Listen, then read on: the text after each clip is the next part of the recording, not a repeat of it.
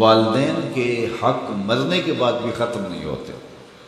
اعلیٰ حضرت عظیم البرکت امام اہل محبت امام الشاہ احمد رضا خان فاضل بریلوی علیہ رحمہ نے تو باقاعدہ اس پر رسالہ تصنیف کیا اور مختلف احادیث سے 12 حقوق کا ذکر کیا جو مرنے والوں کے بعد ان کی اولاد کے ذمے عائد ہے۔ ایک حدیث میں 4 حقوق کا ذکر ہے، ان میں سے سب سے پہلا حق یہی ہے الصلاۃ علیہم، ان پر جنازہ پڑھنا، تجہیز و تکفین تدفین، یہ سب جس کے زمرے میں آتے ہیں، تو یہ پہلا حق ہے۔ اور اگر اولاد خود جنازہ پڑھائے تو ان کی سعادت ہے، اور کسی نیک صالح شخص سے جنازہ پڑھوایا جائے، اس کا اہتمام کیا جائے، اور اولاد خود بھی جنازہ پڑھنے کی اہلیت اور صلاحیت رکھتی ہو تو یہ کتنی بڑی بات ہے۔ دوسرا حق استغفار رحمہ، ان کے لیے بخشش کی دعا کرنا۔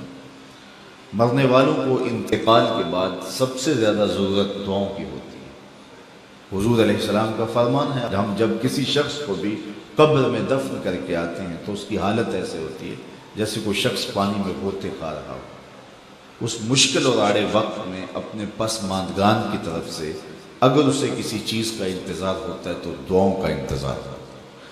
کسی کے ہاتھ اٹھ جائیں اور کوئی میرے لیے دعا کرے، ابھی سے سوچ لو انجام اپنی طوطا چشمی کا، قبر میں تم کو بھی ضرورت ہوگی دعاؤں کی۔ اور میں کہتا ہوں کہ اگر اولاد صالحہ ہے، اولاد نیک ہے، تو دعاؤں کا تسلسل بھی جاری رہے گا اور خود اولاد کا وجود صدقہ جاریہ ہے۔ اولاد اگر عالم دین ہے تو وہ علم نفع بخش ہے، ماں باپ کو قبر میں نور اور روشنی کا ذریعہ ہے۔ امام نبہانی علیہ رحمہ جواہر البحار جن ایام کے اندر لکھی ہے تو اس دوران ان کی اہلیہ محترمہ نے ان کو گھریلو امور سے جو ہے وہ اس انداز سے محفوظ رکھا اور اس انداز سے ان کا خیال کیا کہ کوئی بھی گھر کا معاملہ ہوتا تو ان تک نہ پہنچنے دیتی کہ میرا شوہر رسول کریم صلی اللہ علیہ وآلہ وسلم کے فضائل لکھ رہا ہے اور حضور کی عظمتوں پر جو ہے وہ کام کر رہا ہے، اور میں ان کو گھریلو الجھنوں کا شکار کر دوں، یہ نہیں کروں گی۔ تو امام نبہانی نے وہ کتاب مکمل کی۔ اس دوران ان کی اہلیہ نے چونکہ اپنے شوہر کو گھریلو الجھنوں میں مبتلا نہیں ہونے دیا کہ یہ حضور کے دین کا کام کر رہے، تو اس سلسلے کے اندر امام نبہانی کی زوجہ محترمہ کو 4 مرتبہ حضور کا دیدار نصیب کہ تو نے میرے خادم دین کے لیے آسانیاں پیدا کی۔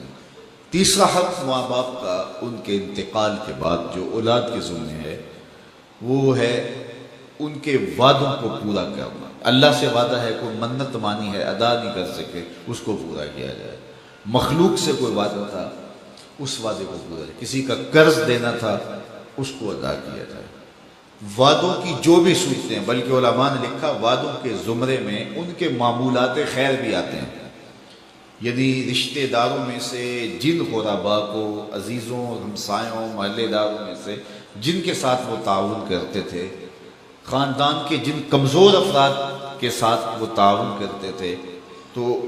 یہ ان کے حقوق میں سے ہے کہ اولاد بعد میں اس تسلسل کو جاری رکھنے کی کوشش کرے۔ اور چوتھا حق یہ ہے کہ بر الاصدقاء، باپ ہے تو اس کے دوستوں کے ساتھ، ماں ہے تو اس کی سہیلیوں کے ساتھ حسن سلوک کیا جائے۔ چچا باپ کی جگہ پہ ہے، خالہ ماں کی جگہ، تو ان کے انتقال کے بعد وہ رشتہ دار جب گھر آئیں تو ان کو اسی طرح پیار، اسی طرح محبت، اس طرح عزت اور آبرو ملے، اور جس طرح وہ ان کے ساتھ ملتے تھے اور ان کی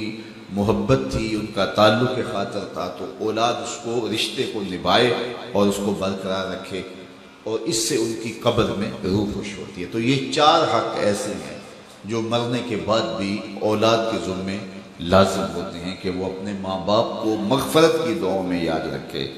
اور ان کے لیے اللہ کے حضور التجائیں کرتے رہے۔ جو شخص ہر جمعۃ المبارک کو اپنے والدین کی قبر پہ سورہ یاسین کی تلاوت کرتا ہے تو اس کی بھی مغفرت ہو جاتی ہے اور ماں باپ کی بھی مغفرت ہو جاتی ہے۔